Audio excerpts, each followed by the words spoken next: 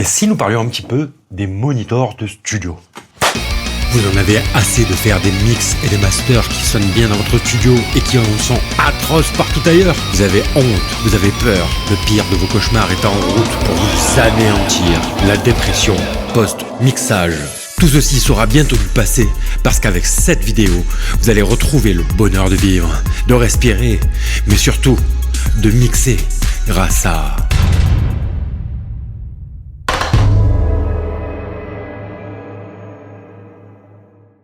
Je suis très heureux de vous retrouver aujourd'hui, car ça fait longtemps que je n'ai pas posté de vidéo. Pour la plupart, vous savez pourquoi. Bonjour à tous et bienvenue dans une nouvelle vidéo de tutoriel-mao.com. Je suis Loïc Lacroix, votre formateur MAO certifié par Steinberg. Avant d'entamer quoi que ce soit, j'ai une annonce très importante à faire, une annonce qui pour certains leur permettra de gagner un petit peu d'argent. Ça se trouvera à la toute fin de la vidéo, donc je vous dis à tout à l'heure si vous êtes intéressés. Enfin, il y aura deux annonces particulièrement, donc soyez attentifs. Attendez la fin. Aujourd'hui, on va parler donc des moniteurs de studio. Alors, ce qu'il faut savoir, c'est qu'un moniteur de studio, c'est tout simplement un système de transduction électro-acoustique. Je dis tout simplement parce que ça transforme tout simplement de l'énergie électrique en énergie acoustique. Donc, jusque-là, tout va bien. Mais l'acoustique, elle va arriver dans nos oreilles par quel moyen? Ça va pas être comme un casque, ça va pas arriver directement au sein de nos oreilles. La plupart du temps, on est confronté à un problème, c'est la configuration de notre pièce. C'est-à-dire que l'acoustique de notre pièce va être extrêmement importante pour la définition de notre son et de ce qui va arriver à nos oreilles. Évidemment, on va éviter des pièces qui résonnent, et la plupart du temps, d'ailleurs, les studios d'enregistrement, enfin, tout le temps, les studios d'enregistrement disposent de panneaux acoustiques, de panneaux réflecteurs, de plein de types de panneaux, comme ici d'ailleurs, qui permettent tout simplement de maîtriser le son. Dès le départ, il faut vraiment éviter le plus possible les résonances. Il y a plusieurs manières de travailler son son en fonction de ces résonances. En tout cas, le problème est que si votre système est mal calibré, on va se retrouver donc avec un défaut de perception auditif. C'est-à-dire que le son qu'on va entendre sera en réalité formé avec l'acoustique de la pièce. Donc, vous n'avez pas un son droit, réel et analytique comme on l'aime. Alors, vous me direz, comment on fait déjà pour bien travailler avec des moniteurs? Première chose, vous achetez des moniteurs, ouvrez la notice d'utilisateur, s'il vous plaît, parce que vous avez tous les détails pour le placement. Évitez les placements avec une enceinte ici, une enceinte ici, j'en ai vu des vertes et des pas mûres. Évitez les branchements sur des prises électriques différentes, parce que la puissance peut être différente. Il y a beaucoup de paramètres comme ça qui sont vachement importants pour pouvoir utiliser déjà normalement, électriquement et acoustiquement parfaitement nos écoutes. Mais il y a aussi d'autres règles dont on va parler. J'ai écrit à un certain moment un article sur comment isoler et comment calculer les résonances dans une pièce. Je vous mettrai le lien en description. Donnez-moi votre avis, c'est important sur le sujet. Bon, maintenant, après, il y a un problème, c'est que quelle que soit la pièce, même si elle est parfaitement travaillée, avec un ingénieur du son en acoustique par exemple, à moins d'atteindre vraiment des niveaux d'isolation parfaitement maîtrisés, eh bien, qu'est-ce qu'on a la possibilité de faire? Tout simplement d'utiliser un système qu'on appelle un système de calibrage d'écoute. Qu'est-ce que c'est? On va tout simplement se balader avec un microphone pour faire en sorte de calibrer en fonction des résonances de la pièce. C'est-à-dire qu'il y a des fréquences qui vont être gommées, d'autres qui vont être flattées, pour faire en sorte que votre écoute, au final, soit la plus droite possible. Alors, aujourd'hui, en fait, de qui on va parler? On va parler de la société Sonarworks, qui est une société qui existe depuis 2012, je crois, et qui s'est spécialisée dans l'acoustique des studios. Ils proposent un kit qui va vous permettre de calibrer votre système d'écoute. Sonarworks m'a envoyé du matériel pour tester leur micro de mesure et leur système de calibrage logiciel. Le logiciel en question s'appelle Sound ID Reference. C'est celui qui va permettre tout simplement de faire le process pour traiter le son. C'est très souple, vous allez voir. On va pouvoir faire beaucoup de choses. Et ce qui est intéressant, c'est qu'ils proposent aussi des paramètres de calibrage pour les casques audio qu'on va utiliser. On a à peu près toutes les plus grandes références mondiales. Moi, tous mes casques, en tout cas, y sont. Et il faut dire que quand même, il y a une sacrée différence. Notamment quand, par exemple, je le fais avec le DT 990 Pro de chez Beyer Dynamics, qui est déjà très bon et qui là devient parfaitement droit. C'est vraiment top. Donc bien écoutez, je vais vous présenter d'abord le produit qu'ils m'ont envoyé et ensuite on va faire un tour sur le calibrage, l'utilisation et tout le reste. On se retrouve à la fin de la vidéo. Voyons voir ce qu'il y a dans cette petite boîte que j'ai reçue. Elle est quand même bien packagée, on voit qu'on se fout pas de notre gueule. On va l'ouvrir. Première étape. Deuxième étape. Qu'est-ce qu'on va retrouver? Là on va retrouver tout simplement la carte avec la clé c'est-à-dire que c'est là que vous allez retrouver les informations pour enregistrer votre logiciel. Et là-dedans, vous allez retrouver un petit mode d'emploi qui permettra tout simplement de savoir comment télécharger le logiciel et tout ça. Bon, c'est très très simple, de toute façon on va voir tout ça ensemble. Ensuite, regardons un petit peu ce que ça dit côté micro. Donc là, on est sur un micro d'analyse qui est spécifique à la marque, le Sound ID Reference. Je ne sais pas si vous arrivez à le voir. On a une petite pince à micro qui nous permettra éventuellement de fixer le micro sur un pied ou le tenir à la main en évitant les vibrations. On va voir ça tout à l'heure pendant le calibrage. Et c'est quand même, comment dire, une certaine réussite, c'est-à-dire que vraiment tout est bien packagé. Alors, ce qu'il faut savoir, c'est que le micro en question, là, donc c'est un micro d'analyse, et eux qui sont les fabricants et propriétaires de ce microphone-là connaissent les caractéristiques parfaitement. Ce qu'il faut comprendre, c'est que chaque micro d'analyse a des caractéristiques et que on n'a pas toujours le même micro analytique en fonction des marques. Ce qui est vraiment bien, c'est que c'est manufacturé par eux.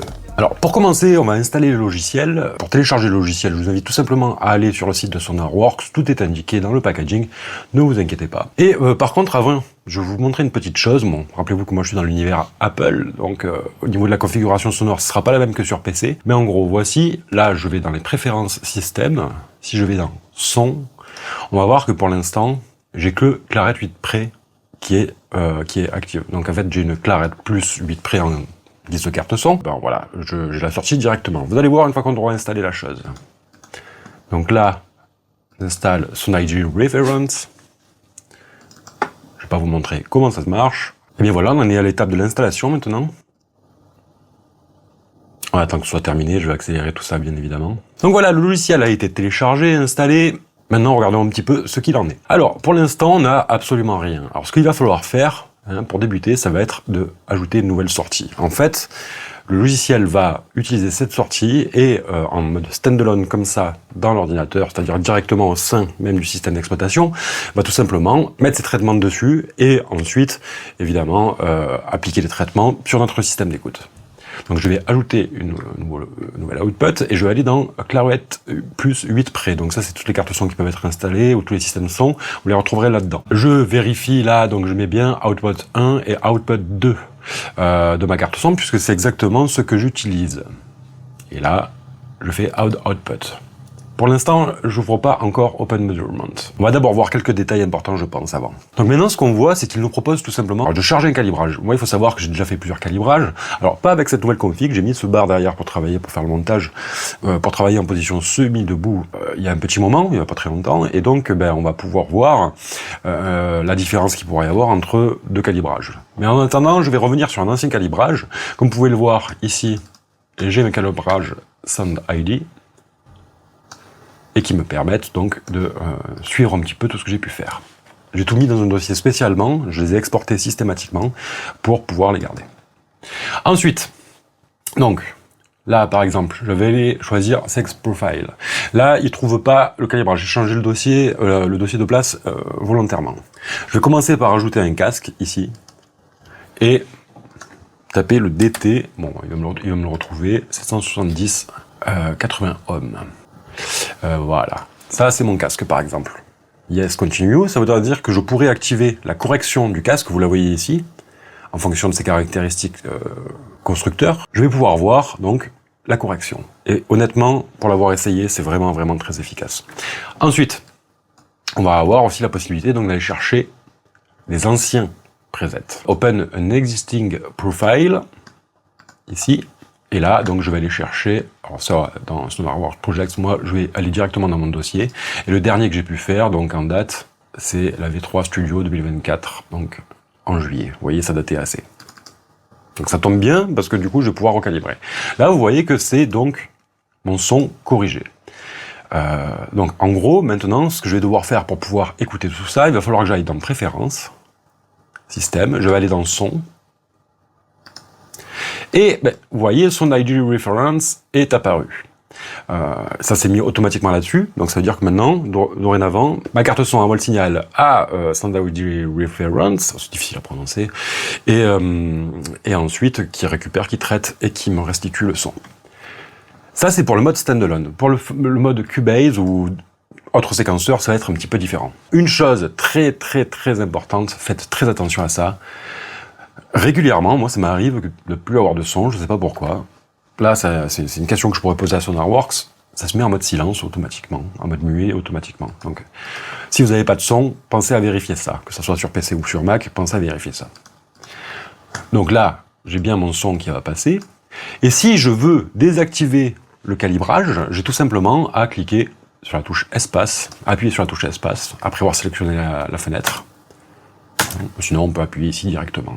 Alors maintenant, ce qu'on va faire, c'est que je vais choisir un fichier de musique et je vais vous faire écouter le avant et après. Vous allez voir quand même, c'est assez conséquent comme résultat. Au départ, je voulais vous faire écouter sur un mix enregistré, mais malheureusement, c'est un truc que je suis en train de créer. Enfin, c'est pas forcément la meilleure chose. Je vais plutôt partir sur un truc que j'ai réalisé il y a très longtemps. Bon, c'est un MP3, c'est pas grave. C'est signé chez un éditeur, hein, c'est utilisé régulièrement, notamment sur Netflix. Nothing to Lose. Celle-là, elle est chargée parce qu'il y a vraiment beaucoup de choses, des sons très saturés. On va faire la différence, on va voir la différence donc avant calibrage. Donc là, pour l'instant, il n'y a pas le calibrage. Et puis, à un moment donné, tout ça, ça va s'allumer en vert. Et là, vous allez voir que donc, le calibrage sera activé pour entendre la différence.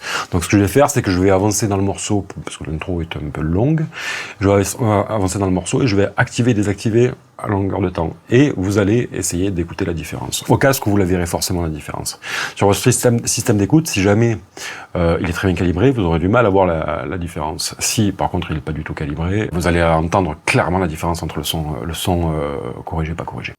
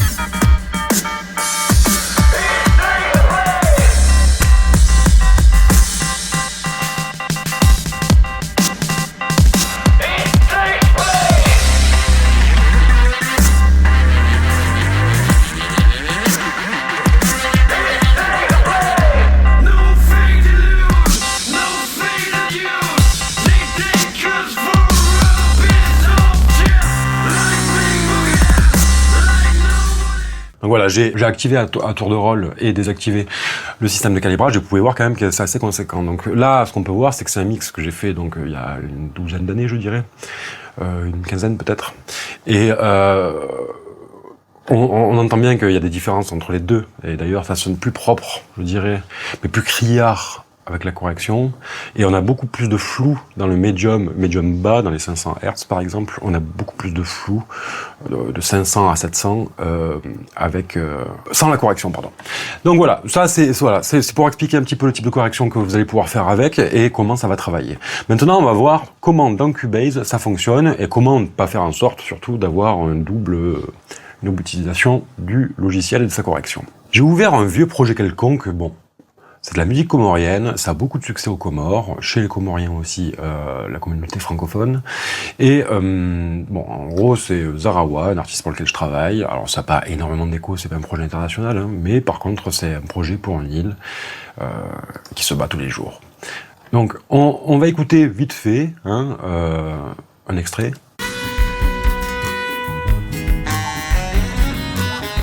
Ça, c'était juste un découpage de séquence, en fait. Donc, ce qu'il faut savoir, tout simplement, c'est que dans le control room ici, dans Cubase, quand on a configuré le control room, on peut rajouter des plugins. D'ailleurs, ça s'adresse à tous les séquenceurs, hein, vraiment. Il faut l'entendre. Tous les séquenceurs, sans exception. Donc, on va avoir le choix, donc, de retrouver notre plugin de correction directement dans la section Control Room configurée dans Cubase. Si on regarde dans la configuration du studio, attention, système audio, là on nous propose plusieurs choses. On nous propose son ADI référence. Ça voudrait dire que ça tient Ça prend pas en compte notre master, mais par contre, notre son du master, mais de la correction standardisée référence. Mais là, attention, le problème, c'est que vous aurez plus d'entrée et sortie de votre carte son, parce qu'automatiquement, c'est un système qui utilise 2 canaux pour une correction, dans cette configuration-là, et du coup, en fait, on n'aura que la sortie, au final. Très fiable, hein, au niveau de la latence et tout ça, ça convient parfaitement, hein, mais c'est pas forcément ce qui est le plus intéressant. Donc c'est pour ça que on va plutôt aller dans le control room, ici, hein, garder Clarity 8+, et faire en sorte que le son ne sorte pas par là. Hein. Alors, je peux le réactiver d'ailleurs pour vous montrer. Et on va voir ce que ça fait tout à l'heure. Et on va l'avoir uniquement dans Cubase, la correction, ce qui est quand même plutôt cool. Alors, l'avantage dans les DAW qui ont une section Control Room, c'est que quand on va faire l'export, ça va exporter sans le traitement. C'est exactement ce qu'on veut. Nous, le traitement, c'est juste pour notre écoute à nous, c'est pas pour l'écoute globale. Ça, c'est vraiment la chose qu'il faut distinguer. C'est pour la correction de notre système d'écoute, et pas la correction de tous les systèmes d'écoute du monde. Donc, j'ai fait mon mix avec Sound ID référence. C'est un exemple, hein, c'est pas vrai, mais j'ai fait mon mix avec ça. Donc, on va voir un peu ici comment ça fonctionne. En fait, on se retrouve exactement avec la même chose. Ce que j'ai chargé en standalone tout à l'heure uniquement dans l'OS, là, automatiquement, il est appliqué ici. Et là, donc, si on regarde bien, je vais avoir le son corrigé directement sur mon master, sans que ça soit exporté.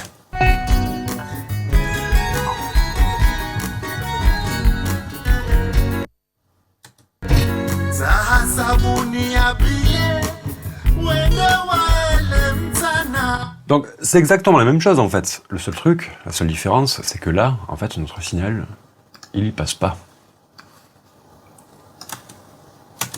Pardon.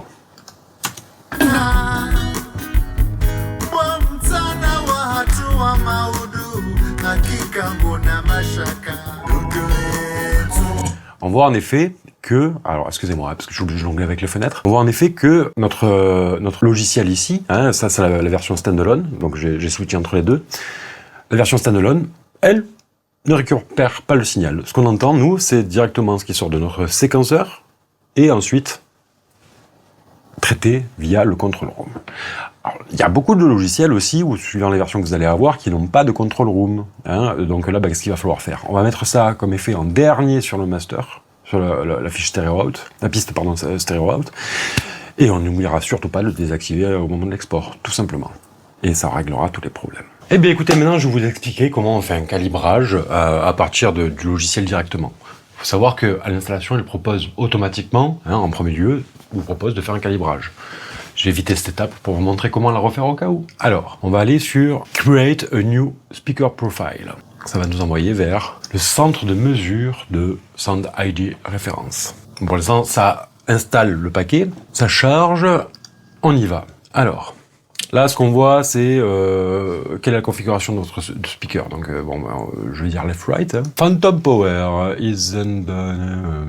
oui, bien sûr. Cannot be heard from the speaker. Ok. Donc, en gros, on a l'alimentation Phantom, on a dérouté normalement, hein, enfin, d'un point de vue signal, c'est un petit peu ce qu'il nous demande, c'est-à-dire, en gros, est-ce que les sorties sont bien configurées. Et ensuite, on a, est-ce qu'on veut que le signal ne soit pas écouté à travers les monitors? Bon, au niveau des interfaces audio, on n'est pas sur, on est sur Other Interface. On passe sur suivant. Et là maintenant, on va câbler le microphone. J'ouvre le petit package. Bon, on va se mettre. Et je prends le microphone. Ensuite, je prends le câble. Il s'est je vais comme ça. Je vais dessus, comme ça. Je vais sur le moniteur. Ensuite, je me défais un câble serré. Ça finit sur quoi? Est-ce qu'on va dire, sur la télé, etc. Là, on va au micro. Là, elle va bien. Là, elle va bien. Donc, ici, on voit que quand on clique, c'est bon. Donc ça veut dire qu'il a détecté le signal. Maintenant, je vais cliquer sur Next. Ça, c'est tout simplement l'étape du numéro de série du micro et de justement de ses caractéristiques de fabrication, parce que chaque micro a ses caractéristiques et lui, il va jouer avec ça pour le calibrage. C'est-à-dire qu'il va prendre en compte les défauts du microphone pour faire son calibrage. Next. Ok, allez, on va commencer. Afficher le channel. Bon, ça, je l'ai déjà fait tout à l'heure. Hein, on est d'accord. C'est tout simplement là. 1, 2. Allez, on y va, ça va être en accéléré. Please adjust the volume of your output device. My voice should sound at normal conversation volume. Left speaker, right speaker. Là, il nous demande tout simplement de faire le réglage du niveau de mesure. Alors, ne mettez pas le gain trop fort, sinon, mais voilà, c'est pas forcément safety, ça veut dire que ça peut pas être, c'est pas forcément cool. Alors, speaker volume adjustment, yes, ok. Donc là, ce que j'ai entendu, pour moi, c'est assez fort. Listening pot, c'est ici.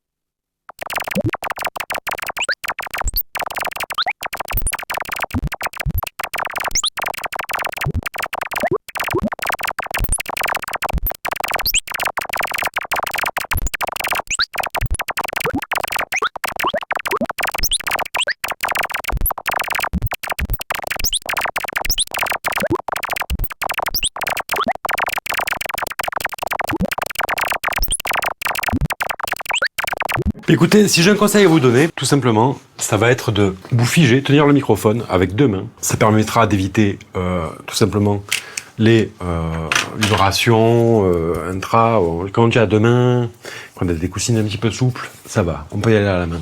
Sinon, vous pouvez le faire bien évidemment avec un pet de micro. Alors, en l'occurrence, ce que je vous propose, c'est vraiment de rester avec le micro centré par rapport à vous et de vous déplacer, de vous centrer, de vous figer et de vous déplacer uniquement avec vos jambes. Parce que je vous assure que pour avoir fait déjà 2-3 calibrages il y a un petit peu de temps maintenant, ça peut s'avérer très compliqué si on ne suit pas cette règle, tout simplement. Donc maintenant, on va voir un petit peu ce que ça dit. Et là, il nous propose notre correction. On va save and finish et on va l'appeler KRK BSS Big Sound Studio 2025. Allez, on va faire ça comme ça. Et maintenant, ma correction est parfaitement opérationnelle. Ça, je vais pouvoir le recharger ou ça sera chargé directement aussi dans Cubase. Donc, on a une correction, là, vous voyez, assez intéressante.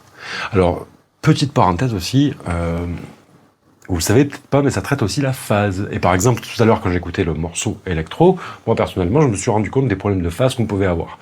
C'est pour les auditeurs et les audiophiles aguerris ou alors les ingénieurs du son. Mais c'est quand même une remarque assez intéressante. Pour les non-initiés, allez au début de la vidéo, pas au début de la vidéo, allez au moment où je parle de ça et vous allez voir. C'est vraiment très flagrant au final, à force d'écouter. Hein.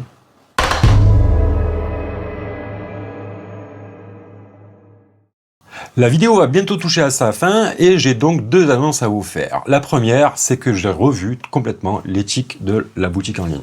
C'est-à-dire qu'à la base, quand j'ai commencé, il s'agissait d'un blog avec des vidéos gratuites. Puis, je les ai amenés vers des vidéos beaucoup plus tard, vers 2010-2012, payantes, mais à très bas prix. Et finalement, je me suis retrouvé à gonfler les prix en passant en SARL et tout ça. On m'a mal conseillé, on en voulait toujours plus, et en fait, finalement, je trouve qu'on s'est perdu au niveau des élèves. Parce que le fait de rendre les prix beaucoup plus accessibles, mais vraiment beaucoup plus accessibles, ça permet de toucher beaucoup plus de public, tout simplement. Et par exemple, ça permettait à beaucoup de pays africains, francophones évidemment, d'acheter les tutoriels qu'ils n'auraient jamais pu acheter en temps normal. Donc écoutez, allez faire un tour sur le site, pour ça, vous allez voir, les prix sont redevenus sacrément accessibles et j'en suis quand même assez fier. Pour la deuxième annonce, c'est beaucoup plus important. Il est temps, je pense, que la famille tutoriel-mao.com, anciennement Virtual Production School, s'agrandisse. J'ai enfin décidé de partager mon bébé avec ses 35 000 élèves sur le site, avec des gens qui voudraient être formateurs pour le site. Dans le thème de la production digitale, évidemment, et bon, des sujets, il y en a pas mal. Ou pourquoi pas des cours de musique aussi. On peut créer plusieurs catégories. Le résultat peut être très alléchant. Je ne vais pas choisir beaucoup de monde. J'ai déjà 2 personnes sur le coup. On en a un pour Pro Tools, un pour le mastering. Je vous les présenterai bientôt. Je suis très fier de travailler avec eux parce qu'en plus, ce sont des personnes, dont un que j'ai formé et que j'apprécie énormément. N'hésitez pas, si ça vous intéresse, je vous mets un lien en description. Ce sera le lien vers une page du site qui explique en gros quelle est la démarche et comment nous rejoindre. N'oubliez pas de me dire si vous voulez que je fasse une vidéo de test mix avant-après le traitement.